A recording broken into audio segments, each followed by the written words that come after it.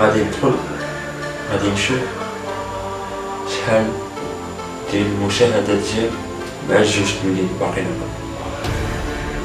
الا غادي نتفاجأ بان الكونت تم تعليق المدى الحادث، يعني ميمكنش ليه نعاود ندخل.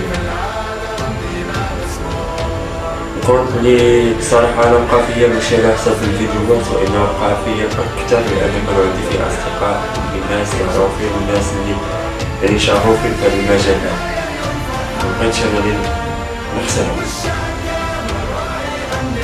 لكن طاحت واحد الأزمة، يعني الأزمة ديال أنا مشات الكونت فكرهت صناعة المحتوى،